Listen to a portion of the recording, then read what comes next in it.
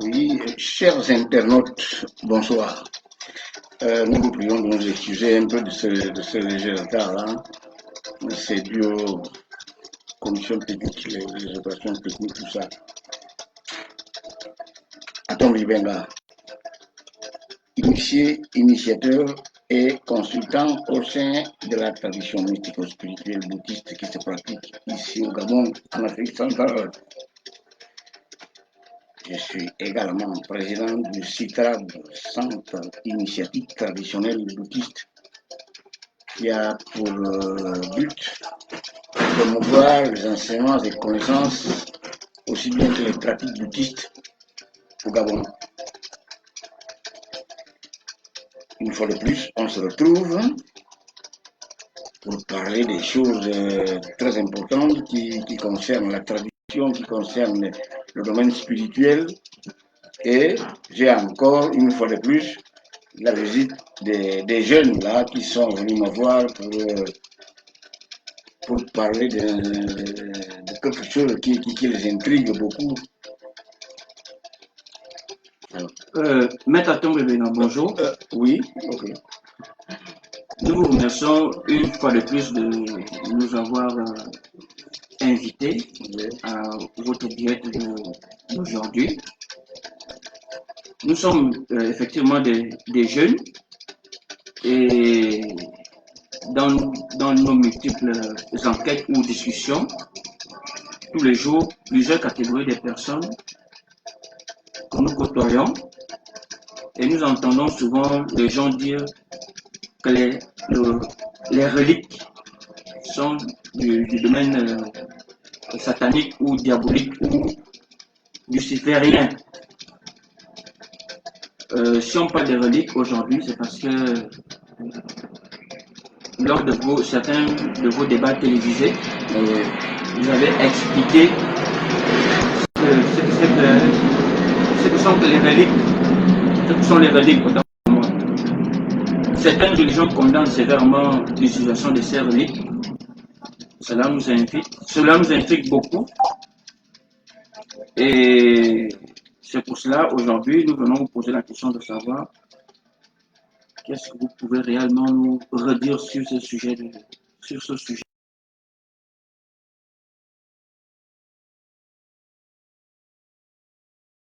C'est un domaine très vaste qui nécessite beaucoup d'explications. Parce que vous vous souvenez que j'avais dit que tous les êtres humains, sans une moindre petite exception possible, tous les êtres humains utilisent les reliques. Comment ça? Vous vous êtes étonné quand j'ai dit ça, j'avais dit ça, c'est vrai, au cours d'une de nos éditions télévisées, là. On m'avait demandé quelques explications là-dessus. Ouais. Vous revenez encore pour de nouvelles explications. Oui, parce que ça nous intrigue lors de nos rencontres avec plusieurs jeunes. Depuis que vous faites des directs, il y a beaucoup de jeunes qui vous suivent et semblent être intéressés à la tradition. Or, à l'intérieur de cette tradition, que vous défendez si bien, vous utilisez les reliques. Oui. Donc, peut-être revenir sur la définition d'une relique, peut-être les catégoriser pour qu'on sache comment. On va commencer par là et puis on va poursuivre avec. Mais bien sûr, il faut effectivement donner la définition du mot relique. Qu'est-ce qu'une relique? Les reliques, c'est quoi? Les reliques, c'est quoi? Parce qu'il y en a plusieurs. Les reliques sont des restes mortels d'un être humain. Les restes mortels d'un être humain, c'est-à-dire ce qu'un être humain laisse quand il meurt. Donc, ces restes mortels sont classés en deux groupes. Là, suivez-moi bien. Deux groupes. Premier groupe, l'héritage. Vous vous savez ce que c'est l'héritage, les voitures, les maisons, les comptes en banque, les boutiques, enfin, tout ce que l'être humain a pu obtenir durant son incarnation. Ouais, comme matériel? Oui, comme matériel. Le matériel, les richesses et tout et tout. Ça, c'est le premier groupe des restes mortels d'un être humain. Ensuite vient le deuxième groupe, parce que c'est classé en deux groupes. Ensuite vient le deuxième groupe. Là, comme on le précise bien, c'est le groupe du pouvoir. Groupe du pouvoir. Comment ça? Pouvoir, c'est quoi? Ouais, c'est le groupe du pouvoir. Le pouvoir qu'un être humain peut exercer, soit sur les autres, soit sur la nature, sur les éléments, etc., matériel, au niveau physique, terrestre. Ouais. Alors donc, dans ce deuxième groupe du pouvoir, il y a trois catégories de reliques. Vous avez parlé de catégories, si on peut les mettre dans les catégories, effectivement, il y a trois catégories de reliques.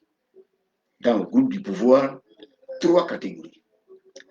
Première catégorie, les restes corporels du disparu. Les restes corporels du disparu, à savoir le crâne, les os, le sang, la chair, les cheveux, les ongles, etc. Voilà. Tout ça, ce sont les reliques de première catégorie. Et ces reliques de première catégorie, on en parle dans la Bible. Ah bon? Mais bien sûr. Vous avez une référence biblique? Affirmatif. Joseph, en Égypte, recommande à ses frères, il leur dit, si je meurs, il ne faut pas laisser mes ossements ici en Égypte, il faut les emporter. Il faut les emporter où là? Il faut les emporter. Il y en a, ils vont répondre, peut-être dans les religions et tout, ils vont vous dire, mais non, c'est pour aller enterrer. C'est pour aller enterrer dans la caverne de Macpéla, qu'Abraham, où Abraham, sa femme Sarah, Jacob et tout étaient enterrés. Ça peut être ça, comme ça peut ne pas être ça, puisque ces gens-là avaient des connaissances de la tradition primordiale. Or, c'est la tradition primordiale qui amène, qui révèle, qui enseigne toutes ces connaissances.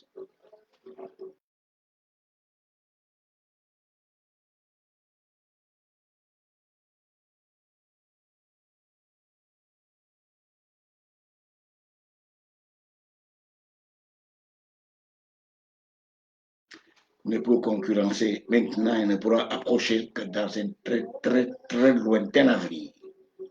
Cet ensemble prodigieux de connaissances et de pratiques appliquées par l'homme l'aide à acquérir la sagesse divine. Voilà. C'est là qu'on trouve toutes ces connaissances. Toutes ces connaissances. Dans la tradition primordiale. Dans la tradition Elle est donc d'une extrême importance, cette tradition primordiale. Tradition primordiale, ensemble prodigieux de connaissances et de pratiques. C'est-à-dire la toute première tradition qui a été mise en place après que Dieu ait créé les mondes, les êtres et les choses. C'est tout l'unique. Il n'y a pas un autre ensemble qui dépasse celui-là. Voilà.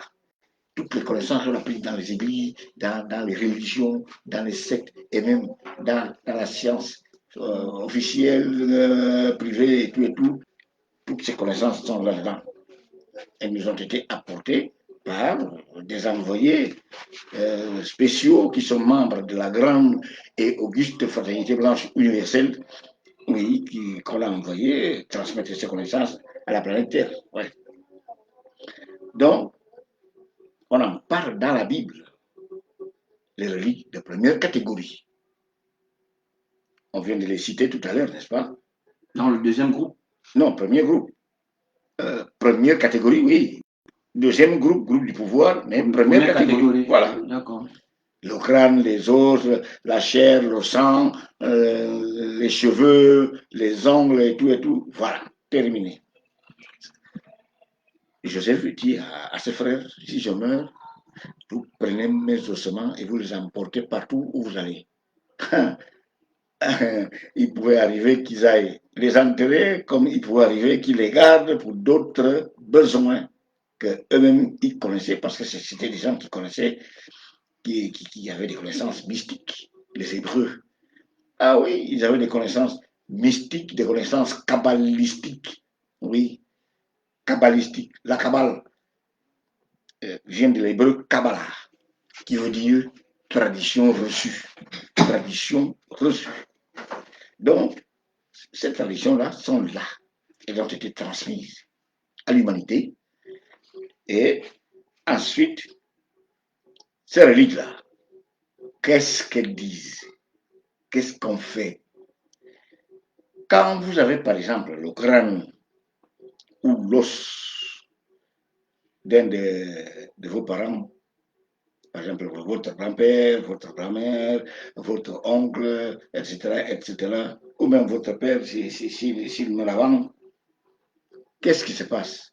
Il peut arriver, et c'est ce qui arrivait souvent, que chacun d'eux, avant de mourir, s'il a vécu sagement sur la terre, il peut arriver qu'il ait fait des recommandations, soit à son fils, soit à ses autres parents.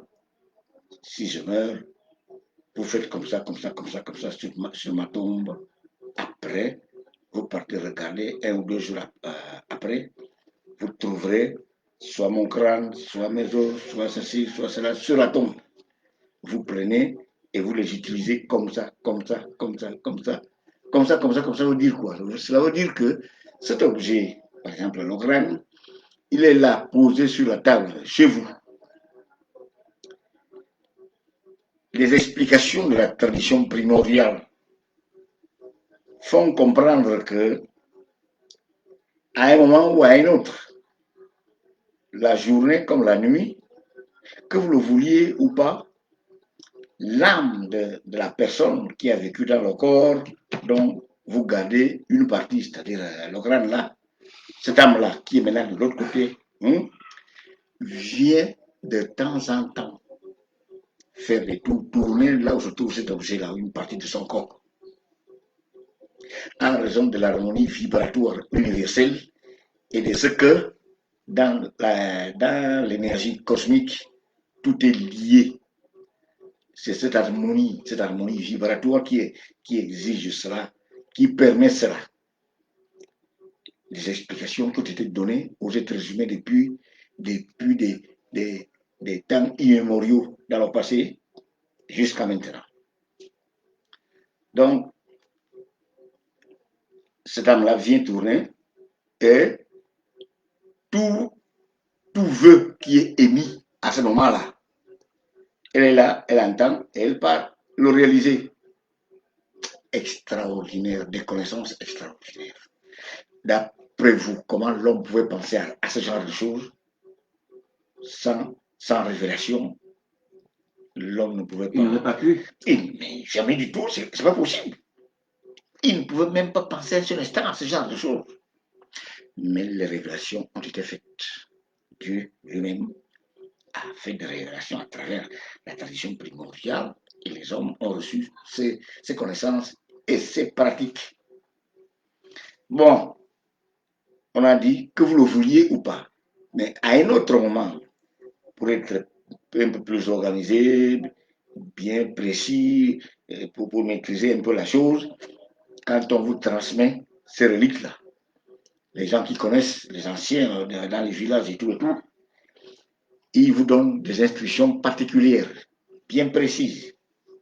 Ils vous disent, l'âme elle-même vient à certains moments. Indépendamment de son utilisateur. Indépendamment de celui qui garde, la relique. Oui. Mais maintenant, quand toi qui gardes la relique, tu veux expressément l'attirer vers toi pour qu'elle vienne, pour qu'elle réponde à ton appel, à ton invocation, eh bien, tu dois d'abord faire ce petit rite, par exemple. Tac, tac, tac, tu fais ça, tu fais ça, tu fais ça, tu fais comme ça. Si tu vois tel signe, tu sens telle situation, sache que l'âme est déjà là. Maintenant, tu peux demander ce que tu veux. D'une manière générale, la réalisation des choses matérielles. Ouais, la réalisation des choses matérielles. Mais les instructions que vous dites, si l'âme arrive et donne certaines instructions qu'il faut faire comme ça, il faut faire comme si, ces instructions-là sont en rapport avec qui? Avec Dieu ou avec Satan? Satan. Avec Dieu, mais puisqu'on nous dit que les reliques sont lucifériennes ou sont sataniques. Vous dites on. Oui, ça. Oui, les religions dites seules monothéistes sont eux qui adorent le seul vrai Dieu, parce que, comme nous l'avons dit dans notre introduction, que dans les divers discours que nous avons recueillis lors de nos enquêtes, la tradition bouddhiste, en tant que tradition qui utilise les reliques, oui. Ça fait d'elle une tradition satanique. Voilà pourquoi on vous pose la question. L'âme qui est en rapport avec le crâne ou une partie du corps distincte, quand l'âme vient pour sillonner, comme vous l'avez dit, les instructions qu'elle donne au détenteur de la relique, ces instructions sont bien de qui? Non, c'est pas elle qui donne les instructions. Ce sont les gens qui transmettent la relique au détenteur de la relique, au gardien de la relique. Ce sont les êtres humains, par exemple les parents et les autres qui savent et connaissent ces choses-là. Ce sont eux qui lui donnent des instructions. Quand tu veux maintenant attirer cet âme-là, fais comme ça, fais comme ça, fais comme ça. Des personnes bien vivantes alors? Mais des personnes vivantes qui connaissent ces choses-là. Alors, s'il y a tel signe ou telle sensation ou telle situation, sache que l'âme est là et tu peux demander maintenant ce que tu veux. Bon, maintenant, les religions qui critiquent ce domaine de reliques, elles-mêmes, elles utilisent les reliques et sans le savoir. Puisqu'on le saura tout à l'heure dans les explications qu'on est en train de donner. Elles-mêmes, elles utilisent les reliques sans le savoir. Et c'est ce qui est regrettable quand on croit qu'on sait tout, alors qu'on ne sait pratiquement même rien du tout. Je vous assure. Voilà. Donc, première catégorie, dans le deuxième groupe du pouvoir. On l'a cité. Donc, ces objets vous permettent d'entrer en liaison, en communication, en relation avec cet âme. Quand vous faites ce rite-là, l'âme là, même si elle se trouve à 1 milliard de kilomètres de la Terre, dès que vous appliquez ce rite-là, elle va ressentir ça là où elle est, et ça va l'attirer naturellement du chichi. Et vous le saurez, vous demandez ce que vous voulez, elle va le réaliser. Ça, c'est les reliques de première catégorie, les restes corporels du disparu, de celui qui est mort, ces restes corporels. Maintenant, deuxième catégorie, le ou les objets auxquels le disparu était attaché, qu'il utilisait quotidiennement, habituellement, et dans sa vie. Le ou les objets. C'est ce qu'on a dit, non? Oui. Le ou les objets. Les objets. À savoir, par exemple, un chapeau, une chaîne, une gourmette, un manteau, un bâton, une bague, un chasse-mouche, par exemple, oui, comme on le dit, le chasse-mouche là. Hein. Alors, et tout ça, etc. Ces objets-là sont détenteurs de pouvoir? Mais bien sûr, je vous dis qu'il s'est établi un genre d'harmonie entre l'âme qui est partie, qui habitait dans le corps, hein, et ces objets-là. Il les utilisait habituellement. L'homme les utilisait habituellement, presque tous les jours, pratiquement tous les jours, et tout. Il s'est établi un genre d'harmonie, un genre de connexion, comme on peut le dire, entre cette âme et ces objets. Ce qui fait que quand vous avez l'un de ces objets, il est possible aussi que par cet objet-là, vous puissiez avoir la possibilité d'attirer cette âme-là vers vous. Comme on a dit pour les reliques de première catégorie, n'est-ce pas? Ok. Et ces reliques de deuxième catégorie-là, du deuxième groupe, on en parle aussi dans la Bible. Ouais, tout est dans la Bible. Le prophète Élie. Oui, nous avons entendu parler de ce prophète. Oui. Ok. Un jour, il va quelque part, il devait avoir une mission, quelque chose à réaliser quelque part. Il va avec son manteau. Il avait son manteau. Il arrive quelque part, au passage, il trouve une rivière. Merde, c'est pas possible, je dois aller là-bas faire telle chose qui m'a été recommandée par les plans divins. Mais et ici, là, c'est comment? Il a pris le manteau, il a tapé sur l'eau. Paf, allez, les eaux se sont séparées comme au temps de Moïse. Et c'est l'eau sec. Là, allez, il est passé dans l'eau sec, jusque de l'autre côté. Qu'est-ce qui se passe? Au moment où il devait être soulevé, comme on le dit, où il devait être emporté, hein, par les plans spirituels qui sont venus le chercher, et pour l'amener où? Vous croyez que c'était pour l'amener au niveau spirituel, physiquement? Jamais. Le corps physique, quel que soit le haut degré de pureté de sa nature, est toujours à fréquence basse par rapport à la fréquence de l'âme. En conséquence, un corps physique n'a rien à foutre sur le plan spirituel. Et quand on parle, par exemple, d'ascension de mon ensemble, hein, celui que vous appelez, comment vous l'appelez là, en français? Mais non, ça va, c'est vous qui devez le dire, c'est votre dialecte. Vous appelez Jésus-Christ, hein? Nous, on ne l'appelle pas comme ça. Voilà pourquoi les gens croient qu'on Il ne s'est pas élevé avec son corps physique, c'est ça que vous venez. Mais justement, il s'est élevé avec le corps physique, mais pas pour aller au ciel, comme les gens, ils font la fête, l'ascension. Donc, il est allé au ciel. Donc, il n'est pas assis à la droite du Père. Et être assis à la droite du Père veut dire quoi? Mais selon l'expression qu'on nous donne. J'explique. Être assis à la droite du Père, c'est quand un être humain a acquis un degré d'évolution spirituelle tel que il connaît bien maintenant la loi divine et la vie divine. Très bien, et il applique tout cela dans sa vie. À partir de ce moment-là, le Père ne peut plus rien lui refuser, puisqu'il ne peut rien demander qu'il soit en désaccord avec la loi divine. À partir de ce moment, le Père, tout ce qu'il peut demander, il le lui accorde. C'est cette expression qui signifie être assis à la droite du Père. Autrement dit, le Père, il est où? C'est qui? Un être humain qui serait assis sur un trône d'où il manipulerait les êtres humains comme des pantins. Vous croyez ça? Jamais. Jamais du tout. C'est une expression, voilà, qu'on explique comme je viens de le faire. D'accord. Donc, le prophète Élie a transmis son manteau à son élève, Élisée. Le prophète Élisée, ce combo bouti, c'était un combo du bouti. Parce que lui, il consultait les gens à travers la musique de la harpe sacrée. Le ngombi que nous avons là, ah Seigneur d'ignorance, quand ça nous tient, mais c'est grave. C'est vraiment grave. Hein? Pile, moi, quand j'ai commencé le travail de prêtre bouddhiste, j'ai commencé exactement comme je faisais, exactement comme le prophète Élisée. Consulter les gens à travers la musique de l'art. Le gars est assis là-bas, moi je suis là. Les gens à consulter sont assis sur les bancs. Ils jouent de l'art.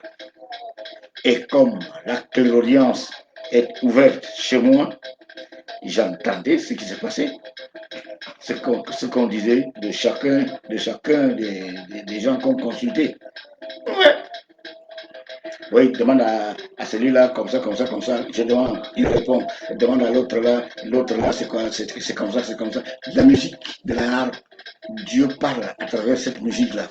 véritable lieu de rencontre avec l'Éternel, la halle sacrée que nous avons ici au Gabon, grand symbole divin et lieu de rencontre avec l'Éternel, en même temps un instrument de louange et d'invocation divine chez les bouddhistes ici au Gabon. Les pauvres, les Gabonais, ah Seigneur, ils ne se rendent pas compte des grâces divines qu'ils ont chez eux. Incroyable. Donc, il a transmis le manteau, le prophète Élie, à son élève Élisée. Le prophète Élisée aussi a fait exactement la même chose que lui. Lui aussi a fendu les eaux d'une rivière. Il devait aller quelque part. Lui aussi a tapé le manteau. Mais c'est dans la Bible. Il faut lire la Bible. C'est vrai, je sais qu'il y en a qui la lisent sans même comprendre quoi que ce soit là-dedans. Des profanes. Il la lit d'une manière littérale, c'est tout. Or, la Bible a deux langages. Un langage qu'elle adresse à l'homme profane et un autre langage qu'elle adresse à l'homme initié. L'initié comprend les deux langages, mais le profane ne comprend que le langage qui lui est destiné, c'est-à-dire interprétation littérale et dogmatique, c'est tout. Voilà. Donc, le prophète Élisée a fait aussi ce miracle. Voilà donc cet objet, un manteau, qui lui permet de faire ces choses-là. C'est en relation avec l'âme de son maître. Son maître est déjà mort, il est parti, on l'a emporté et sûrement on l'a amené à un autre endroit de la terre où naturellement il est mort, on l'a enterré. Comme le maître Jésus, bien entendu, lui aussi, il est mort naturellement. Lui, il est mort. Et à d'autres moments, certaines sources d'informations tellement secrète et confidentielle, on vous dira que son corps existe encore parmi nous depuis plus de 2000 ans. Son corps est là, encore là de ces miracles. Son corps est encore là, comme si il était mort tout à l'heure. Et là, par rapport à la définition que vous donnez, ouais, c'est une relique. Une véritable relique, qu'est-ce que vous voulez? Oui, mais puisque nous, il faut qu'on comprenne bien. Mais bien sûr, ça devient une relique, puisqu'il est mort, il a laissé ça. Et il est parti, son âme est plus élevée, plus important que le corps physique, qui est à fréquence basse. Mais il est quand même important, attention, ce corps physique-là. On dit, laissez les morts tranquilles. Oui, on dit aussi que les bouddhistes traitent avec les morts. Nous, on dit, nous ne traitons pas avec les morts. La tradition bouddhiste est une voie particulière, un moyen particulier de communication avec le plan divin. Le domaine des reliques, c'est aussi un autre moyen de communication avec le divin, comme le sont aussi d'autres religions, d'autres pratiques un peu partout dans le monde. Autant de moyens d'entrer en communication avec Dieu. Bon, maintenant, ces objets-là sont valables et attirent l'âme vers le détenteur de la relique. Là, c'est les reliques de deuxième catégorie dans le deuxième groupe, le groupe du pouvoir. Là, réellement, vous avez le pouvoir entre les mains, attention là. Mais au niveau matériel ici, extraordinaire. Bon, ensuite, troisième et dernière catégorie, le ou les noms. Le ou les noms. Ah là, sincèrement, on va donner beaucoup d'explications. C'est quoi cette histoire de noms? Les noms maintenant sont des reliques, mais oui. Ces reliques qui nous servent pratiquement tous les jours de notre vie. Les reliques de troisième catégorie, le ou les noms. Comment ça se passe?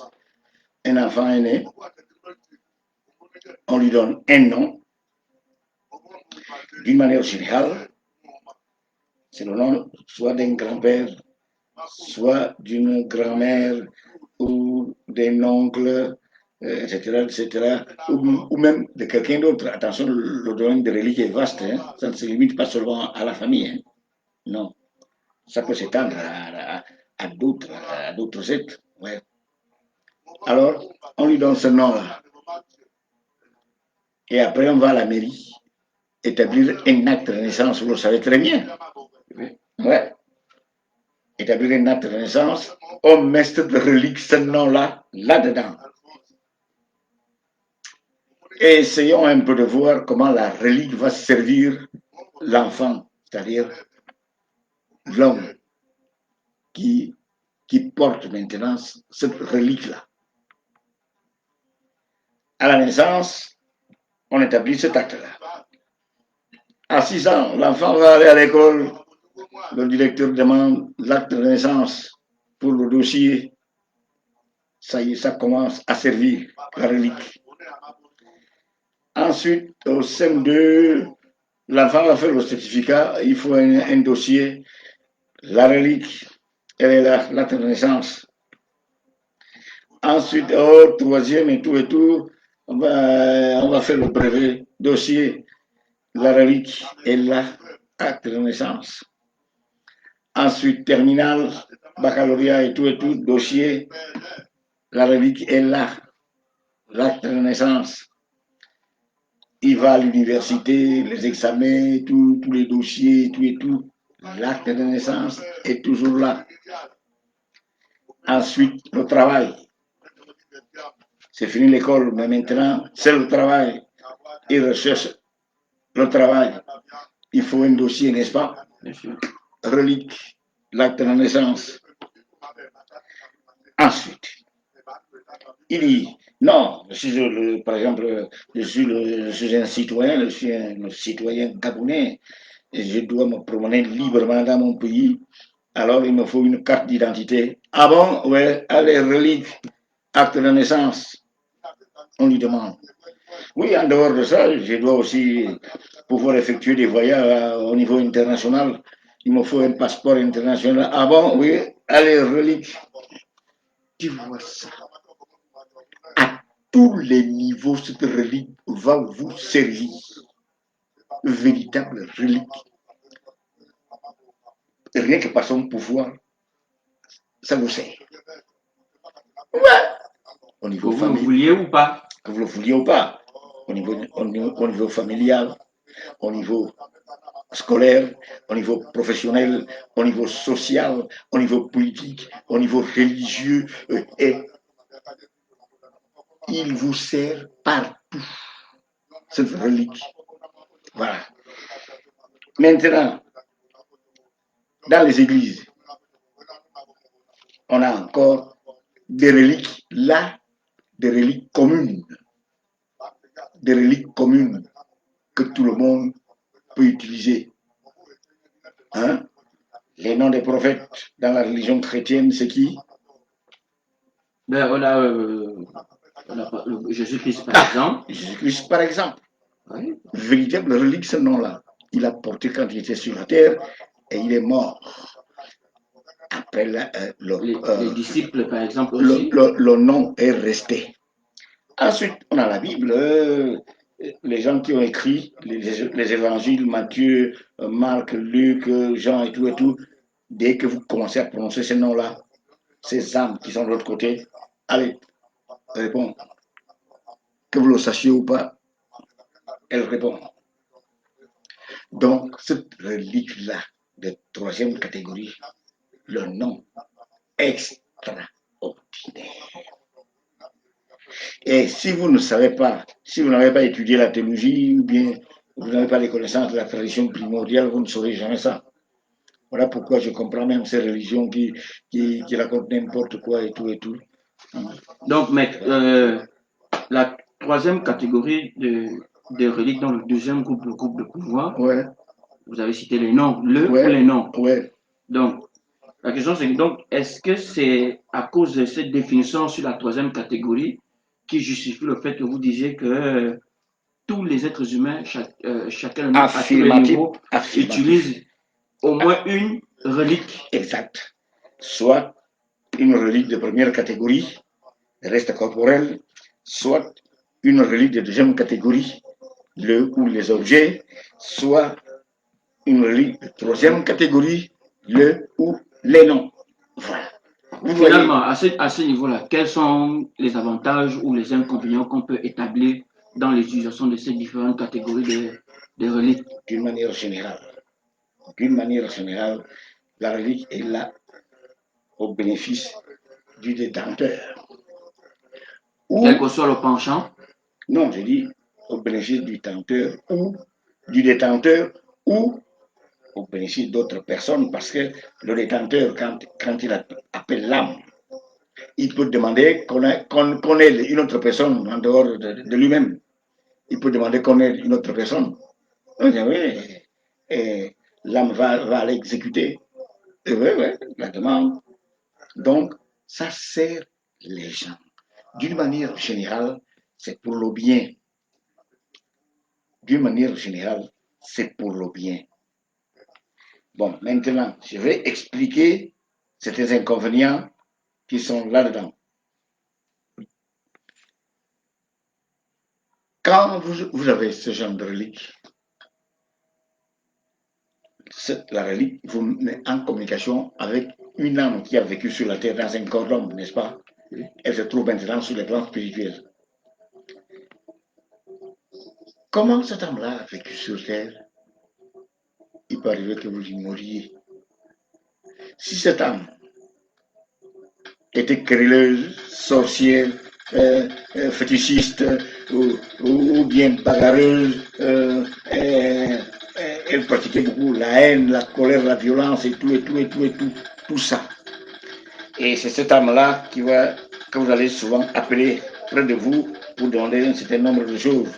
Il peut arriver qu'à un moment ou à un autre, cette âme qui est là-bas sur le plan spirituel garde toujours le même degré d'éveil de la conscience qu'elle a atteint ici sur Terre quand elle était incarnée. C'est ici que ça vient changer. Quand on revient ici, c'est l'école, on est à l'école. Mais elle garde le même degré d'éveil de la conscience, par conséquent, toutes les caractéristiques qui sont les siennes sur le plan caractériel. Alors, elle peut t'inciter à être coléreux. Ouais, elle peut t'inciter à avoir un caractère atrabilaire, hein, c'est-à-dire colérique, nerveux et tout. Alors, voilà. Elle peut nous inciter dans sa vibration. Elle peut vous inciter dans sa vibration dans laquelle elle se trouve à l'heure actuelle, avant qu'elle ne vienne changer ça ici, quand elle va revenir pour une nouvelle année scolaire sur Terre, une nouvelle incarnation. Voilà. Donc, c'est là que, si elle était sorcière, l'âme était sorcière, comme on dit, elle peut vous demander le sang.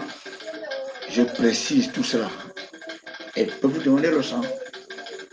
Elle va se nourrir de sang. Et le sang, c'est quoi? Le sang, c'est satanique ou divin? Le sang. Non, je ne sais pas, dites-nous, mais on n'a pas encore fait de recherches sur sur le sang. Le sang, c'est ce qui nous fait vivre, comme on peut le dire. Et quand vous criez dans les églises, il nous l'a sauvé avec son sang et tout. Pourquoi le sang? Mais c'est un saint. Non, le sang, c'est le sang. Je sais que le sang d'un saint est pareil que le sang même d'un animal. La seule différence est dans le degré d'évolution spirituelle de l'âme, de la personne. Ce qui fait que le sang porte une haute fréquence vibratoire de l'esprit. Vous voulez faire comprendre que le sang n'a rien de satanique ou de luciférien? Le sang, c'est la substance qui convoie le souffle divin dans les êtres. Est-ce que vous le saviez? Non. C'est la substance qui convoie le souffle divin dans les êtres. Déjà dans la Bible, Dieu, dans l'Ancien Testament, Dieu dit aux enfants d'Israël de ne pas manger de la viande avec son sang, car le sang, c'est l'âme de l'homme. Vous avez déjà lu la Bible, non? Oui. Vous avez lu ça? Oui. Exact. Le sang, attention, la haute grâce divine. C'est pour cela que les esprits sataniques suivent ce sang-là. Puisqu'ils sont coupés, de la grâce de Dieu, il ne reçoit pas verticalement la grâce de Dieu, donc ils sont coupés. Et maintenant, ils la reçoivent horizontalement, c'est de gauche à droite, chez les animaux et chez les êtres humains, à travers le sang. Parce que ce sang-là est extrêmement merveilleux, je vous assure. Le sang, hein, et les gens croient que c'est satanique, c'est ceci, c'est cela, alors que mon entendait venir sauver les gens avec le sang. Et ils sont partout, partout, ils ne savent même pas ce dont ils parlent. Ils ne savent pas. Le sang est divin à 100%. Je vous assure. Et voilà pourquoi les esprits malins suivent ça. Et cette matière-là, vraiment, quand ils prennent ça, ils s'imbibent de ça, ils sont en contact avec ça, ils restent dans une espèce de félicité divine pendant X temps. Mais comme eux, ils sont punis, après un certain temps, cette espèce de félicité divine se volatilise, terminée. Il faut recommencer. Et voilà pourquoi les gens qui signent les pactes avec les princes, les ténèbres, on leur dit, vois-tu les richesses matérielles? Oui, nous on s'en fout de ça. C'est nous qui gardons ça, mais nous on s'en fout de ça. Et justement, c'est ça qu'on veut. Le sang là qui contient la grâce divine, c'est ça qui nous manque. Cette grâce nous manque cruellement. Et quand ça te manque, tu es dans l'enfer, tu souffres. Mais maintenant, tous les 3 mois, tu verses le sang à tel endroit. Tous les 6 mois, tu verses le sang à tel endroit. Tous les 12 mois, tu verses le sang à tel endroit. Quand tu le fais, et aussi, il t'accorde les biens matériels et tout, et tout, et tout, et tout. Mais dès que tu commences à manifester une espèce de réticence, comment je vais tuer les êtres humains comme ça? Non, c'est pas possible. Moi, non, je ne fais plus ça. Hein? Tu ne fais plus ça, mais tu as signé un pacte. Comment tu peux dire que tu ne veux plus ça? Tu as promis ça. Le pacte est là. Bon, dans ce cas, si tu ne veux plus, c'est ton sang qu'on prend. Et on te tue. Voilà. Toutes ces histoires-là. Cet homme-là peut avoir toutes ces choses-là. Et là, ça peut le gêner considérablement. Je dis que ce sont des cas un peu rares. Et comment il faut éviter ça? C'est là que les initiateurs, vous vous adressez par exemple à un initiateur bouddhiste, il a les connaissances, les moyens qui vont lui permettre de vous éviter cette situation en mettant une barrière entre cette âme et vous. On renvoie l'âme, elle ne revient plus. Il y a des connaissances qu'on applique. Et tout ça, on apprend ça quand on se prépare à la prêtrise bouddhiste. Même les prêtres catholiques qui savent, parce qu'eux aussi, ils étudient la théologie, ils connaissent aussi le domaine des reliques, ils connaissent très bien même, très bien. Eux, ils ne pourront jamais dire ça. Ce sont les gens qui n'étudient pas la théologie et qui n'étudient que la Bible. C'est tout. Mais vous avez évoqué un mot là, la réincarnation. Oui. Oui, donc, quelque part dans votre énoncé là, vous avez parlé de la réincarnation. Oui. Bon, la question qu'on va poser par rapport à on fait un rapport entre la réincarnation et la relique. Quand une personne se réincarne, ouais. C'est-à-dire qu'elle vivait dans un corps, l'âme, son âme, oui. vivait dans un corps oui. pendant un certain temps. Oui. L'âme s'est retirée, le corps est resté dans son destin. Elle s'est réincarnée ailleurs. Disons que cette âme-là s'est réincarnée plusieurs fois. Maintenant, tous les corps qu'elle a laissés, ce sont bien évidemment des reliques. Effectivement, et chacun de ces corps a la possibilité de mettre quelqu'un qui va entrer en communication avec cette âme. Elle a la possibilité, chacun de ces corps a la possibilité de mettre cette personne en communication directe avec cette âme. Oui, parce que c'est la question qu'on voulait poser et qu'on s'attelait à vous poser. Et quelle est l'influence justement que cette âme-là peut avoir sur les différents corps qu'elle a laissés dans le temps. Non, c'est que ces différents corps ont le don de l'attirer. Même si elle s'est réincarnée réincarnée plusieurs fois. Et quand vous voulez entrer en communication avec elle, au moment où elle est justement réincarnée, elle s'est réincarnée, vous contactez qui? Vous contactez son double qui reste sur le plan spirituel. Son double. Parce que chacun de nous a une partie qui est en permanence en liaison avec la totalité divine. Totalité divine. Chacun de nous a une part de son âme qui a relation avec tout le cosmos, comme on peut le dire. Mais oui, voilà pourquoi, sincèrement, il peut nous arriver que nous soyons en contact avec l'omniprésence, qu'on soit au courant de l'omniprésence divine, qu'on l'expérimente. C'est tellement merveilleux. L'omniprésence divine, Dieu est partout présent. Vous pouvez faire cette expérience-là. Oui. Et tout ça, c'est possible de vivre ces expériences dans la tradition bouddhiste? Dans la tradition bouddhiste, c'est même ça. C'est même ça la tradition bouddhiste? Mais je dis qu'on peut expérimenter tout cela, puisque moi, je l'ai fait. Dans la tradition bouddhiste? Évidemment, je l'ai fait. Mais on préfère se taire, hein, parce que vous ne pouvez pas expliquer tout ce qui se passe à ce moment-là. C'est difficile. Mais on se tait, mais on sait seulement qu'on a connu cette expérience. Ouais. Alors, donc, c'est là que on peut contacter les prêtres, on peut contacter les prêtres chez les catholiques, on peut contacter les prêtres chez les bouddhistes. Ils vont vous régler cette situation-là. Voilà. Mais c'est des cas rares qui arrivent, mais d'une manière générale, les reliques, c'est pour le bien. Au niveau terrestre, c'est pour le bien de son détenteur ou le bien d'autres personnes en faveur de qui le détenteur intervient, quoi. Ouais. Maintenant, les catacombes, par exemple, ces villes-là qui se sont construites sur la base des ossements souterrains, ce sont des reliques? Bien sûr. Bon.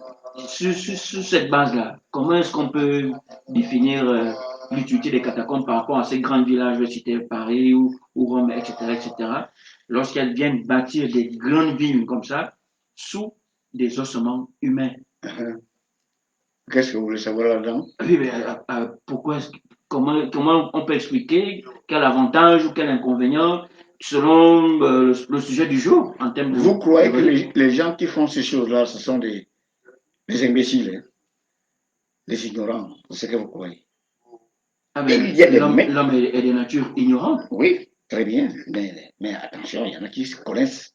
Je n'ai pas parlé de savants. Il n'y a pas de savants.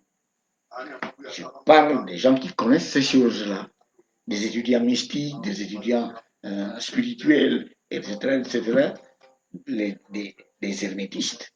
Ils connaissent et on leur indique que là, puisqu'ils sont en communication avec les plans divins, les plans spirituels, ces plans spirituels leur disent là, vous devez faire comme ça, comme ça, comme ça. Ici, c'est comme ça, c'est comme ça, c'est comme ça. Et quand vous faites comme ça, voilà le résultat que vous avez. Vous-même, vous voyez, vous qui faites ces choses-là, vous voyez le résultat. Et ils poursuivent le travail. Ainsi de suite. On ne le fait pas, ce n'est pas un travail qui se fait au hasard.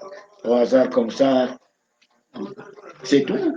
Donc, les reliques, les catacombes et tout ça, c'est dans les connaissances, en application des connaissances qu'on a, qu'on arrive à faire, à gérer toutes ces choses-là, les gérer à un moment ou à un autre, on les gère. Donc, bon, maître, oui. Supposons que je suis détenteur d'une relique. Oui. J'ai commencé à l'utiliser, elle a commencé à me servir d'une façon ou d'une autre. Oui. Et puis je me rends compte que dans mes rapports avec cette relique-là, je ne me sens plus, je me sens plus bien. Les rapports ne sont plus vraiment ça, selon ce que je désire et que j'ai envie de m'en séparer, par exemple. Oui, Qu'est-ce qu'il faut faire mais c'est ce que je vous... dans cet état de refus de continuer à utiliser la relique? C'est Quels sont les avantages et les inconvénients qui sont liés? exactement ce que je vous dis. Vous contactez les connaisseurs. Les gens qui connaissent ce domaine de reliques, vous les contactez et ils vont faire des opérations. Ils ont fait Les opérations qui consistent à faire quoi plus des opérations qui consistent à mettre une barrière entre vous et cet esprit-là. Après, c'est fini. elle ne viendra plus, Elle ne disons, me viendra plus hanter, me perturber mon sommeil la nuit ou ma famille. jamais du tout. On vous sépare. L'âme reste dans son coin au niveau spirituel et vous, vous restez dans le vôtre au niveau matériel. C'est tout. Les connaisseurs sont là. Est-ce que les reliques peuvent permettre d'évoluer spirituellement? C'est pas vraiment leur domaine. Hein. C'est pas vraiment leur domaine. Mais il se passe quelque chose. On dit souvent que les êtres avec lesquels nous entrons en communication nous affectent d'une manière ou d'une autre. Nous aussi, nous affectons les autres êtres hein, d'une manière ou d'une autre quand on est en communication avec ces êtres-là. C'est de cette manière-là que ces reliques-là peuvent nous aider dans l'éveil de la conscience.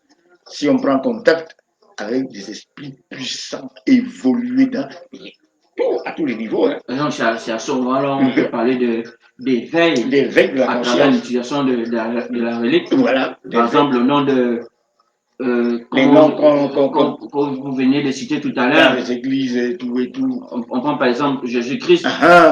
Donc c'est cette catégorie d'âmes-là qui peuvent nous permettre d'évoluer spirituellement. Jésus-Christ, Bouddha, Krishna, Mohamed, Moïse et beaucoup d'autres inconnus par le grand public. Alors là, ils ne connaissent que ces quelques noms-là. Mais il y en a d'autres extraordinaires qui sont dans le secret, inconnus du grand public, mais très bien connus par le monde hermétique, comme on l'appelle, le monde hermétique, le monde de la science traditionnelle, spirituelle. Voilà. Donc. Mais quelle différence peut-on faire entre les reliques des saints hein, que nous avons dans les religions dites seules monothéistes oui. Et les reliques des saints africains considérés comme étant sataniques ou lucifériennes? Quelle différence en termes d'action, en termes d'avantages ou d'inconvénients par rapport à l'utilisation du bénéficiaire de... Pure plaisanterie. Comment Mais bien sûr, les saints sont où? C'est seulement en Europe hein, ou en Orient. Les saints sont partout. Non, dans le monde. On n'a jamais entendu parler des saints africains. Ah bon? Mais dites-nous si vous avez quelque chose à nous dire là-dessus. Bon, nous pouvons citer l'Égypte. Seulement, l'Égypte ne fait pas toute l'Afrique. L'Égypte, c'est l'Afrique quand même. Oui, mais pas toute l'Afrique. Mais vous allez voir que toutes les traditions qu'on a partout. Parce que dans nos recherches, lorsqu'on diabolise, c'est beaucoup plus les autres pays africains. On ne parle pas beaucoup de l'Égypte en termes de reliques sataniques, etc., etc. Les gens qui disent ça, ils ne savent pas, c'est tout. Et donc, le reste des pays africains qui utilisent des reliques, c'est satanique. Comment sont parties les connaissances de la tradition primordiale? Elles arrivent sur la Terre, sur une île, immense île qui s'appelait Terre de Mu. Ces connaissances partent de là, elles vont en Atlantide, là, l'océan Atlantique. Au sein de cet océan, même les Américains et les Soviétiques, avec leurs appareils sophistiqués, ils ont réussi à découvrir les continents les contours d'un continent qui jadis a émergé. Alors, les connaissances sont allées là-bas. en Atlantide. Et elles sont parties d'Atlantide pour l'Égypte via les Indes, en passant par les Indes. Et c'est à partir de ces deux nations, l'Égypte et les Indes, qui sont devenus alors des centres de civilisation, des centres de rayonnement de la science divine sur Terre. C'est à partir de ces deux nations que toutes les connaissances et les pratiques de la tradition primordiale ont été répandues sur toute la surface de la Terre, dans toutes les nations, dans toutes les provinces et dans toutes les localités de la planète Terre. Vous comprenez bien. Bon, mais les gens qui racontent ces choses-là, j'ai l'impression qu'ils ne sont pas au courant de ce que je viens de dire là. Tous les mystiques, eux, ils le savent. Le domaine des reliques, ça circule partout sur la surface terrestre. Hein? Donc, ce n'est pas seulement en Europe qu'il y a eu les saints, et les connaissances qu'ils appliquent là-bas viennent d'où? D'Égypte. Ils sont venus puiser des connaissances monothéistes et mystiques en Égypte. Et qu'est-ce que vous croyez? Que ce sont eux qui ont tout pris, hein? Ils ont tout amené en Europe. Les Africains eux-mêmes n'ont rien conservé dans les diverses expressions traditionnelles de chez eux. C'est ce que vous croyez, hein? Ça fait rire, ça fait tout simplement rire. Ils ont bien gardé les expressions traditionnelles, c'est là. Ils ont toutes ces connaissances-là. Toutes ces connaissances, ils les ont. Donc, il y a eu des saints en Afrique, partout. En Europe, il y en a eu. Parce que l'Égypte a éduqué, a transmis les connaissances à l'Afrique et à l'Europe, l'Égypte. Les Indes ont transmis les connaissances en Orient, là-bas. C'est comme ça qu'ils se sont partagés. Ils se sont liés. C'est deux pays, l'Égypte et les Indes. Ah, d'accord. Ils se sont partagés les transmissions des connaissances. C'est comme ça que ça s'est passé. Donc, le domaine des reliques est universel. Universel. C'est pas seulement en Europe ou en Orient qu'il y a eu des saints. D'abord, qu'est-ce qu'un saint d'après vous? Ah ben, un saint, c'est quelqu'un qui a eu une vie sacrée, consacrée, on peut dire par exemple, au service au service de Dieu à travers l'homme. Servir Dieu à travers l'homme. Donc, toutes ces personnes, pour nous, qui rentrent dans cette catégorie-là, sont des saints. Et comment le savoir? Mais on regarde sa vie.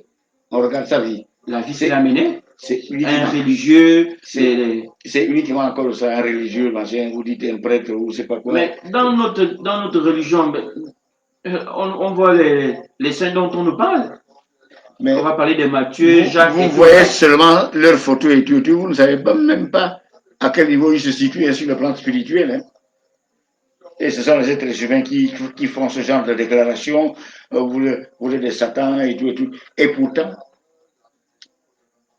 on a brûlé une pure sainte de Don Rémy. Ouais, l'évêque de Beauvais, Pierre Cochon, dans son aveuglement à reconnaître une sainte qui a été envoyée pour sauver son propre pays, l'a accusé de sorcellerie, Jeanne d'Arc. Il l'a accusé de sorcellerie, mais qu'on a réhabilité, canonisé, sainte après sa mort. Vous voyez comment les êtres humains s'embrouillent. Cette histoire de saint, c'est pas nous qui pouvons bien préciser ça. Ce sont les plans spirituels qui peuvent nous dire que tel est saint. Or, le fait d'être saint ne veut pas dire que vous ne devez plus revenir vous incarner sur terre. Mais puisque Jésus continue à s'incarner, même jusqu'à présent, les gens ne le savent même pas. Oh, Jésus va bientôt venir, il va bientôt revenir. Mais si on vous dit le nombre de fois qu'il est revenu sur terre après la grande opération de rédemption humaine en Israël, le nombre de fois qu'il est revenu sur terre, mais vous allez crier, mais quelle est cette histoire-là? Et pourtant on dit, je reviendrai, et il ne savent pas interpréter des passages bibliques, c'est tout. Il ne savent pas interpréter. Le pauvre est venu à plusieurs reprises. Et si vous voulez cette confidence-là, je peux encore vous dire qu'il est incarné à l'heure actuelle quelque part sur terre. Et le pays est connu. Mais si vous allez là-bas pour le voir physiquement, vous ne le reconnaîtrez jamais. Jamais. C'est quand vous vous élevez au niveau spirituel que vous pouvez prendre contact avec lui en esprit. Et toutes ces choses-là, ce sont les mystiques qui savent. Les profanes ne savent rien de tout cela. C'est regrettable. C'est regrettable. Bon, on continue. Nous sommes encore dans les reliques, les reliques. Troisième catégorie. Les noms. Les noms. Il faut faire extrêmement attention dans ce domaine. Hein? Et éviter, par exemple, d'enlever un nom que vous avez attribué à un bébé, une semaine, 2 ou 3 semaines après, vous enlevez encore, vous enlevez ce nom-là et vous mettez un autre. Ça crée de sérieux problèmes, je vous assure. À qui? À l'enfant, puisque j'ai eu à intervenir. Mais l'enfant, il n'a rien à voir, ce sont les parents. Puisque cette âme est toute puissante, elle peut directement déranger les parents. Non, c'est pas comme ça. Je m'explique. Un jour, j'ai eu à intervenir dans ce domaine-là. J'étais en consultation, justement, comme je vous l'ai dit là, je consultais à travers la musique de la harpe sacrée. Voilà un jeune homme et sa femme qui viennent avec leur enfant. Le jeune homme m'a dit, ah, maître Tonga, vraiment, je suis malheureux, je souffre. Je dis, mais qu'est-ce qu'il y a, jeune homme, qu'est-ce qu'il y a? Voilà, mon enfant tombe tous les jours, chaque jour au moins 10, 15 ou 20 fois. Il tombe, il tombe. Après un certain temps, il se relève, il est avec ses camarades, il tombe. Ça nous embête, c'est incroyable, on ne sait plus quoi faire. Je suis allé devant je suis allé dans les hôpitaux, dans les cliniques et tout. Là-bas, les praticiens de là-bas me disent que l'enfant n'est pas malade, il n'a rien. Et par conséquent, il ne peut pas lui faire une ordonnance, prescrire les médicaments. On ne va pas prescrire des médicaments à quelqu'un qui n'est pas malade. Ouais. Je lui dis, parce qu'au moment où il m'expliquait ça, les paroles viennent de la harpe. Trois mots sont venus. Problème de nom. Trois mots, hein. Problème de nom. J'ai tressailli. Petit, oui. Et cette histoire de nom dont on me parle là, c'est quoi? Oh là là. Le petit a montré, a élevé les mains au ciel. Il s'est tapé les mains là et tout. Mon Dieu, donc cette affaire-là est vraie. Je dis, mais quoi? Qu'est-ce qui est vrai? On parle d'un problème de nom là. Tu sais quelque chose là-dedans? Je dis, mais oui, justement. Partout où je suis passé chez les gangas, puis on m'a recommandé, on m'a dit que si les docteurs dans les hôpitaux ne peuvent pas, va voir un peu les gangas. J'ai contacté les gangas, plusieurs gangas, hein, et c'est la même réponse, celle que vous venez d'obtenir là, qui vient. Problème de nom. Qu'est-ce qui se passe? Il me dit, j'avais donné le nom de mon grand-père à mon enfant. Quelques semaines après, un oncle influent dans la famille, parce qu'il avait les biens matériels, et il pensait qu'il pouvait maintenant dominer tout le monde, tout ça. Il est venu, allez, enlevez-moi ce nom-là, mettez le mien, ça c'est mon homonyme et tout. On a fait ça. 3 semaines après, l'enfant a commencé à tomber. Quoi? C'est comme ça que ça s'est passé. Oui, j'ai dit, bon, pour régler ce problème, tu vas faire quelque chose. Tu vas contacter le tribunal. Tu soumets l'affaire de ton enfant au magistrat. Tu leur expliques la situation, ils vont comprendre. Et après, tu leur demandes de revenir au premier nom, que vous voulez revenir au premier nom. Si tu réussis à obtenir ça sur papier, à partir de là, tu réunis la famille, tu leur offres d'abord à boire, à manger et tout. Et après, à la fin, tu leur dis, voilà le problème qu'avait mon enfant. Tu expliques. En conséquence, je reviens sur le premier nom. Le deuxième là, allez, viens la foutre.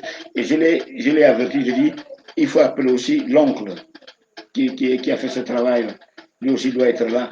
Mais attention, quand tu auras dit ça, il peut arriver que vous ayez une altercation. Hein, et il faut te préparer à ça. Il dit, il n'y a pas, moi je m'en fous. De toute façon, c'est mon enfant. Il n'a rien à me dire. Et c'est ce qui s'est passé. Alors là, ils allaient même en venir aux mains. Du l'intervention des parents, oh, ça aurait dégénéré en une bagarre. Alors, dès qu'il a fini de déclarer, les gens sont partis. toute la journée, l'enfant n'est pas tombé. Le lendemain matin, toute la journée, l'enfant n'est pas tombé. Le surlendemain, toute la journée, l'enfant n'est pas tombé. Ainsi de suite. Puisque je lui avais dit qu'après un mois, tu viendras me dire le résultat. Pendant un mois, l'enfant n'est pas tombé. Il est revenu me voir pour me remercier. Et puis je dis non, c'est Dieu qu'il faut remercier, c'est pas moi. Je suis juste un simple planton qu'on envoie, va dire tel sur la telle, fais comme ça et tout, c'est tout. Remercie Dieu dans ta maison, dans ton intérieur, partout. Il faut le remercier. Voilà. Vous voyez des cas comme ça. C'est des cas qu'il faut éviter. C'est réel, d'une extrême réalité. Dans les villages et partout, il ne faut pas blaguer avec les noms. Il ne faut pas blaguer avec ça. Là, c'est un point. Mais un autre point, et là, je m'adresse à ceux qui commettent ce qu'on appelle les crimes rituels. Les crimes rituels. D'abord, c'est un faux problème. C'est l'histoire de crime rituel dont on parle là. Quelqu'un qui peut avoir un féticheur pour demander les biens matériels, et dans cette affaire de biens matériels, on traite toujours avec les esprits de la gauche qui demandent, par exemple, les sexes, les machins, tout et tout. Alors, la personne prend l'argent, elle donne à un homme, à quelqu'un, il dit, va me tuer un enfant ou bien un jeune adolescent. Et puis après, tu prends le sexe, on me demande ça là-bas. Là, on ne doit pas parler de crime rituel. Il n'y a pas eu de crime rituel là. Il y a eu juste assassinat ou bien meurtre d'un enfant. Donc, quand on parle de crime rituel, c'est le crime qu'on commet au moment où le rite est en train de se passer même. Le rite est là, on est en train de l'effectuer. On est en train d'effectuer le rite. On amène l'enfant, on pose sur la table, on égorge le sang et tout ça. Comme eux-mêmes ils font ça. C'est quand il y a le rite, qu'on est en train de conduire le rite. C'est là qu'on peut parler de crime rituel. En dehors de ça, pas de crime rituel. C'est un assassinat, un meurtre, oui, qu'on a proclamé comme ça. Voilà. Donc, je m'adresse à eux. Je leur dis, vous vous salissez les mains pour rien. Parce qu'en faisant toutes ces choses-là, la grande loi divine de cause à effet est là, elle est en train d'enregistrer tout. Tôt ou tard, vous allez payer tout cela. Au lieu de vous salir les mains, utilisez les connaissances qu'on a dans nos traditions, dans nos usages, dans nos coutumes, dans nos villages. Quelle tradition? Contactez vos familles et cherchez à savoir l'arbre généalogique de votre famille ou de votre clan. Qu'est-ce qu'un arbre généalogique? C'est l'étude des origines d'un être humain. Étude des origines d'un être humain. Je ne parle pas de l'anthropogénèse, comme on l'appelle dans les traditions initiatiques, l'anthropogénèse, qu'on appelle dans les universités l'anthropologie. Non, je ne parle pas de ça. Là, c'est le domaine général, c'est-à-dire on dit l'étude de l'homme depuis l'origine. Non, je parle d'un être humain seulement, dans une famille. Ouais, arbre généalogique extraordinaire à faire, je vous assure. Étudiez cet arbre généalogique de votre famille et utilisez-le. Vous avez entre les mains, vos mains là, un véritable pouvoir. Parce que ça remonte, vous voyez même dans la Bible, Matthieu chapitre 1, du verset 1, je vois jusqu'au verset 17, où on parle de l'arbre généalogique de Jésus-Christ. Vous avez déjà lu ça, non? Oui. Et pourquoi cela? C'est parce que ça a son importance. Arbre généalogique dans les familles. Toute famille, chaque famille a son arbre généalogique comme on dit pour Jésus, tel engendra tel, tel engendra tel, tel engendra tel, 14 générations, tel engendra tel, tel engendra tel, tel engendra 14 générations, tel engendra tel, tel engendra. Et tout ça, c'est l'arbre généalogique de Jésus-Christ, c'est descendu jusqu'à la naissance de Jésus lui-même. Paf! Excusez-moi. Vous croyez que c'est pour rien, c'est n'importe quoi qu'on raconte, hein? Vous leur seulement raconter des histoires. Mais non, ça n'a l'air. Quand vous connaissez l'arbre généalogique de votre famille, qu'est-ce que vous pouvez faire? Vous prenez la nourriture, vous contactez les anciens qui savent ces choses-là. Vous préparez le genre de nourriture que les anciens aiment manger, et tout, vous préparez ça.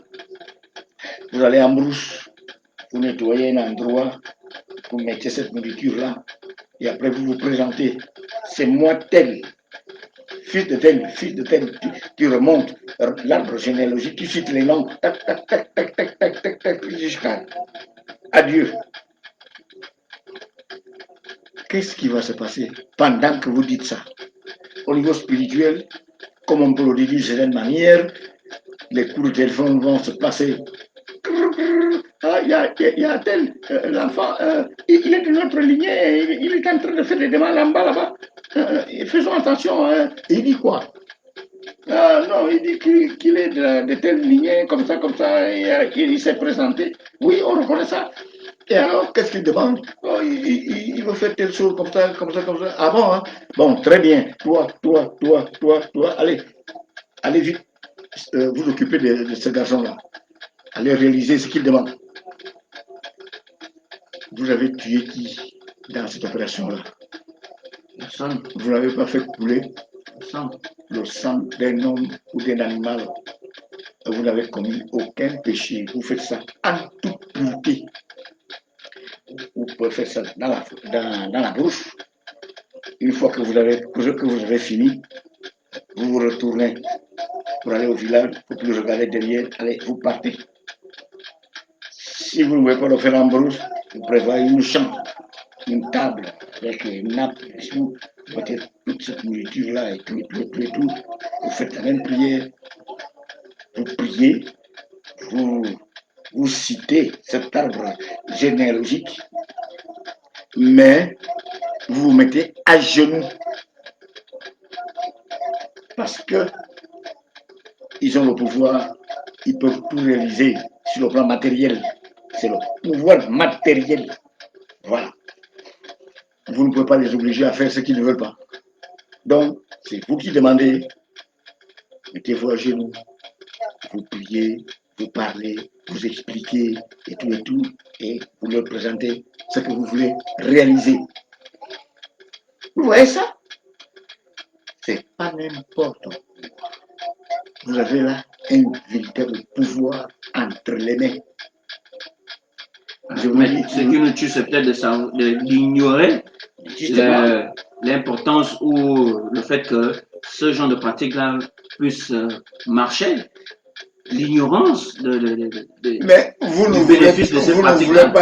voulez pas accepter, vous ne voulez pas vous ici dans les diverses expressions traditionnelles de chez vous. Mais on nous a enseigné que c'est satanique. Voilà pourquoi.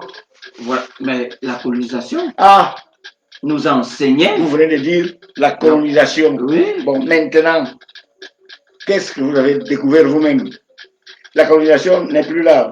Ces gens qui ont fait cela sont rentrés chez eux, d'autres sont morts ici, on les a enterrés là. On le sait, on ne l'ignore pas. Ils ne sont plus là, ce sont nos frères et sœurs qui dirigent notre pays. Ce sont eux qui nous disent parlez, écrivez, agissez, etc. C'est très bien. On doit maintenant nous tourner résolument et définitivement vers les diverses expressions traditionnelles de chez nous qui constituent l'ossature, la base de notre merveilleuse culture.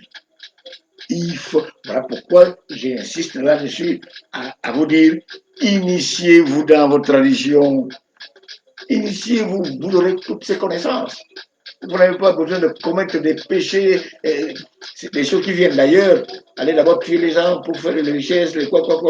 Ça vient d'ailleurs. Hein. On n'a pas l'habitude de faire ça. Ça vient d'ailleurs. Et nous, on ne fait que pratiquer ça, pratiquer. On s'enfonce dans le mal. On s'enfonce dans le mal. Alors qu'on a tout chez nous pour faire correctement et purement des choses. C'est ça. L'arbre généalogique est là. Et puis, les noms, ça c'est un domaine qui est vaste.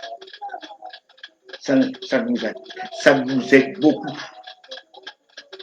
Le domaine des noms. Si vous ne pouvez pas, vous avez peur des reliques de première catégorie, des reliques de deuxième catégorie, mais les reliques de troisième catégorie, c'est simple. Un nom qu'on vous donne. Mais attention, ce nom-là est un véritable pouvoir. Un véritable pouvoir que vous avez entre les mains. Ouais, donc, il ne faut pas blaguer là-dessus. Il ne faut pas blaguer, j'ai dit. Initiez-vous. Là, le domaine de reliques, c'est une voie de connaissance, une voie de communication avec les plans spirituels. La tradition bouddhiste, elle, c'est aussi une autre voie de communication avec les plans spirituels. Vous voyez, nous, on demande l'iboga, et l'iboga fait fonctionner les 12 facultés psychiques qui sont dans le corps de l'homme, dont 7 majeures et 5 mineures. À partir de ce moment-là, l'homme devient ce qu'on appelle hypersensible. Il devient capable de percevoir nettement ce qui se passe sur les plans les plus subtils de l'esprit et de s'y élever, de s'élever sur les plans spirituels. Alors là, on n'a pas utilisé les reliques. On n'a pas utilisé les reliques là. On a utilisé juste d'autres moyens qui ont fait fonctionner nos facultés. Là, c'est une autre voie de connaissance divine. Une autre voie de connaissance divine. Mais quelques-uns, par exemple chez les bouddhistes, utilisent certaines reliques. Moi qui vous parle, j'ai eu mon maître, et 2 de mes maîtres qui sont morts, puisque j'ai eu 3 maîtres, 2 hommes et une femme, qui m'ont préparé dans les études mystico-spirituelles au sein de la tradition bouddhiste ici au Gabon. 2 de ces maîtres sont morts, sont partis. Et ils m'ont laissé les arbres qu'ils utilisaient. Je les utilise. C'est pour moi des reliques. Ouais. Et alors, ce sont des objets au départ. Des objets au départ, et ensuite qui étaient laissés par quelqu'un qui n'est plus de ce monde-là, qui a changé de fréquence. Voilà. Ben, il m'a légué ça. Il a dit, reste à garder, reste à continuer le travail. C'est tout. Il n'y a pas autre chose là-dedans. J'utilise ces arbres-là, on joue de la harpe, dans des cérémonies et tout, les messages viennent des plans divins, on les reçoit, tout ça, etc., etc. C'est ça. Donc, on peut garder ces reliques-là, c'est pas interdit. Alors, donc, les gens qui critiquent, c'est satanique, machin, tout ça, ils ne savent même pas ce dont ils parlent. C'est des gens qui n'étudient pas la théologie. Mais indépendamment de léguer une relique à quelqu'un, est-ce qu'il y a d'autres formes d'obtention des reliques? Oui. Lesquelles? Dans les villages. Et souvent, c'est ce qui arrive. Souvent, quelqu'un qui a vécu sagement, il dit à ses enfants ou à ses parents, quoi, si je meurs, vous partez 3 jours après sur ma tombe, vous faites ça. Vous attendez encore 3 jours, vous partez regarder. Ce que vous allez trouver là, vous le prenez, vous le gardez, c'est une relique. Comment ça va se passer? Lui-même il sait, celui qui est parti, il sait. Mais c'est des connaissances qui sont là, hein, extraordinaires. C'est là, et ça agit. Si vous dites, je veux faire du mal aux gens, ça vous regarde. il n'y a que les âmes un peu impures qui peuvent accepter vos demandes à ce moment-là. Allez me tuer tel, allez m'embêter tel, allez faire ceci, allez faire cela. Tant pis pour vous. Mais les âmes pures, elles ne pourront jamais accepter ça. Si vous continuez, c'est des problèmes que vous aurez.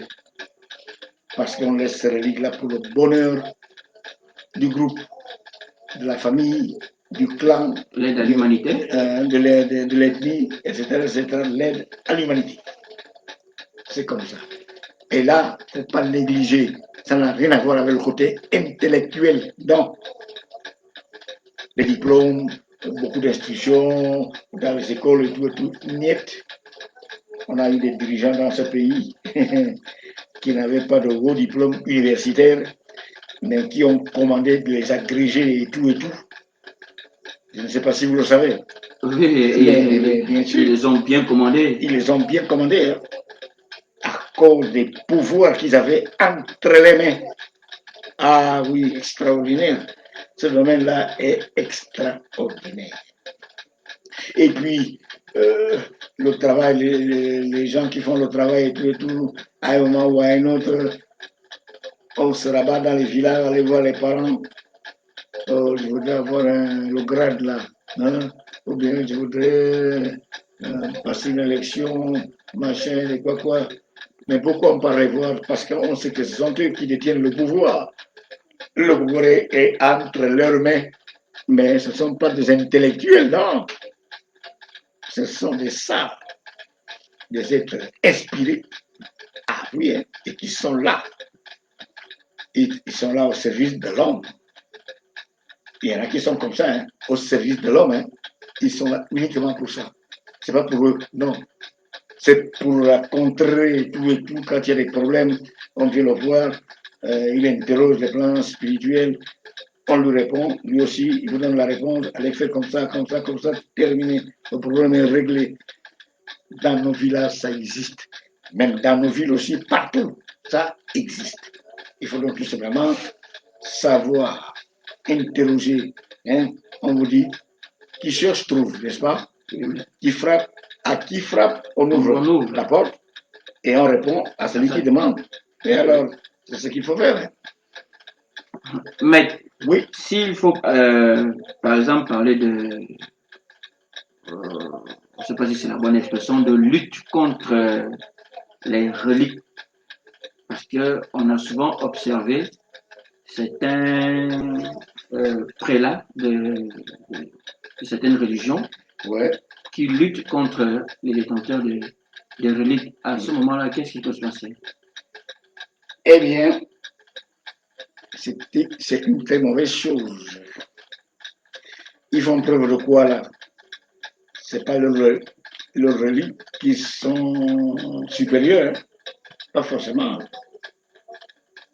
C'est un mal qu'ils font à des groupes de personnes.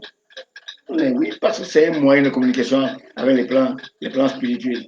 Si vous venez vous détruisez parce que vous avez le pouvoir temporel, parce que ce genre de prélats, ce sont des gens qui dirigent les églises et tout, alors ils ont le pouvoir temporel ici sur Terre-là. Ils vont venir enlever ce que vous avez, ils amènent l'armée, la police, machin, tout ça. Alors, vous êtes impuissant devant cette situation. Mais à d'autres moments, il peut arriver que vous soyez averti par les plans spirituels. Que voilà ce qui va se passer, voilà ce qui va se passer. À partir de ce moment-là, vous prenez des dispositions pour cacher ce que vous avez. Pour cacher ce que vous avez, et puis c'est tout. Ils viennent, ils font des recherches et tout, malgré les menaces, les machins et tout. Vous dites, ce dont vous parlez là, c'est pas à mon niveau. Ils repartent et vous gardez votre truc à un endroit bien précis où on ne peut pas venir d'une manière subite trouver ces choses-là, les prendre, tout ça. C'est un malheur. On veut créer le malheur dans la société. Oui, mais le souci, c'est que dans l'étude, il y en a qui font une mauvaise utilisation. Oui, ceux qui font une mauvaise. Et on a déjà vu certains prêtres, certains pasteurs défier certains gangas de déterrer les reliques dont ils sont détenteurs. Et souvent, ils y parviennent. À ce moment-là, qu'est-ce qu'on peut dire?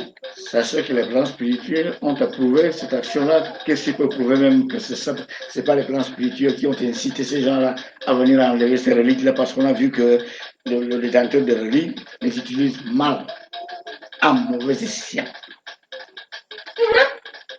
Mais tout est là. C'est souvent le comportement du détenteur de reliques qu'on découvre qu'il fait du bien ou qu'il fait du mal, n'est-ce pas? Et alors, si on trouve que c'est le mal qu'il fait à longueur des journées, durant tout son travail et tout, il ne fait que faire du mal, eh bien, les plans spirituels approuvent qu'on détruise tout ça. Ouais, qu'on détruise tout ça. Dans les églises, on utilise des reliques. Un jour, quand j'étais gendarme au camp convoqué, j'ai travaillé au secrétariat, à la direction là-bas, un programme d'inauguration d'une église nous est parvenu. Oui, venant de la présidence. J'étais le chef du secrétariat. Je vois de telle heure à telle heure, telle chose, de telle heure à telle heure, telle chose, de telle heure à telle heure, telle chose, de telle heure à telle heure, telle chose, de telle heure à telle heure, pose des reliques. J'ai dit, moi-même, j'ai vu. Mais l'Église catholique ne cache pas son utilisation sur les reliques. Mais c'est ça. On en voit au Vatican. En tout cas, les reliques qui sont exposées au grand public. Mais comment au Vatican, il y a des êtres humains, des prêtres, des papes, ou des archevêques, tout ça, des cardinaux, qui sont enterrés dans les églises. Oui. Mais ouais, mais Saint-Pierre et tout, c'est dans l'église, sur l'hôtel là, bien travaillé. La cathédrale Saint-Pierre est conçue sur... Mais ce qui m'a fait rire, c'est qu'on pense que c'est seulement eux qui ont les saints, alors qu'il y en a aussi en Afrique. Partout, les saints. Les saints, ouais. Un saint homme, c'est pas forcément celui qui a fait de grandes choses, hein. Pas forcément, comme on l'a dit tout à l'heure, là. Quelqu'un peut se cacher, les maîtres spirituels viennent s'incarner, il vit dans la stricte simplicité, il travaille et il retourne. C'est quand il est maintenant reparti qu'on reste à découvrir que, oh, mais donc lui là, il était comme ça. Il est déjà parti. Alors, comment ils vont savoir qu'il était un saint? On le découvre tout simplement. Après, il y en a eu ici, en Afrique, plein de saints, oui, ou des maîtres. Des maîtres spirituels. Ouais, de saints hommes qui ont vécu sur la terre. Mais il faut peut-être dire dans la tradition bouddhiste, déclarer ouvertement que vous pouvez utiliser pleinement les reliques en toute connaissance de cause, comme le Vatican le fait. Mais bien sûr. Mais pourquoi vous ne le faites pas dans la tradition bouddhiste? C'est toujours par des moyens fignolés et tout. C'est ça qui jette le discrédit dans cette utilisation de reliques dans la tradition bouddhiste. Les moyens fignolés, lesquels par exemple? Cacher, faire ça. Mais vous avez parlé, ça vous avez parlé que la religion catholique ouvre au grand public leur utilisation des reliques, rien que par leur simple présence. Ils disent utiliser, mais est-ce que vous savez où ça se trouve? Vous ne savez pas. C'est toujours caché. C'est toujours caché. Mais même s'ils en parlent, comme ça, oui, il y a des reliques, comme je l'ai dit tout à l'heure, pour des reliques, vous savez, est-ce que vous savez à quel moment ça va se passer? Au moment où on fait ça, vous ne pouvez même pas savoir si c'est déjà fait. Et c'est où, vous ne savez pas. Et alors, il y a eu des situations conflictuelles comme ça, hein, entre les gens qui sont venus d'Europe et les gens qui sont ici, qui étaient ici. Ouais, il y a eu des problèmes terribles. Hein. Certains prêtres qui ont exigé qu'on fasse des hôtels aussi de leur relique et un autre hôtel pour les reliques qui venaient d'Europe, mais ça provoquait des morts d'hommes, tout ça. Donc, c'est l'homme, c'est toujours l'homme qui crée ses problèmes. Ils savent qu'il y a le pouvoir, qu'il y ait des reliques qui viennent d'Europe, ou bien qu'il y ait des reliques qui viennent d'Afrique. Il y a toujours le pouvoir, c'est là. Ils le savent, mais ceux qui sont détenteurs des pouvoirs matériels, ils détruisent, ils embêtent les autres, ils enlèvent. Il y a beaucoup de reliques qui ont été prises ici, comme qui ont été envoyées en Europe. Mais oui, d'ailleurs, la lettre qui rapporte le discours du roi Léopold II de Belgique devant les missionnaires qui se rendaient en Afrique en 1883, on en parle là-dedans. Ouais, le 12 janvier 1983, ce discours-là, ce long discours, on parle des reliques là-dedans, qu'il faut prendre, aller laisser au Vatican et partout dans les musées et tout ça, et tout, et tout, et tout. C'est un mal, c'est pas normal. Mais, nous sommes arrivés au terme du direct et de la page horaire que vous nous avez accordée. Ouais. Maintenant, quel est le mot de fin que vous pouvez adresser à la jeunesse gabonaise concernant les reliques et tous ces différents aspects? J'ai présenté tous ces différents aspects et j'ai recommandé qu'on se rapproche de nos expressions traditionnelles. Si vous n'êtes pas initié, c'est difficile hein, quand on vous révèle ces choses-là comme ça. Hein, c'est difficile quand on vous révèle ces choses comme ça. Renseignez-vous auprès des grands, des anciens qui pratiquent, qui ont la connaissance de tout cela. Renseignez-vous auprès d'eux, vous les jeunes. Renseignez-vous auprès d'eux. Ils vont vous donner tous les renseignements possibles dont vous avez besoin pour vous aider, pour vous édifier dans toutes ces choses-là. Il ne faut plus vous cacher, n'ayez pas peur, intéressez-vous à vos expressions traditionnelles, initiez vos besoins et vous aurez toutes ces connaissances à votre portée. Voilà. Très bien. Terminé.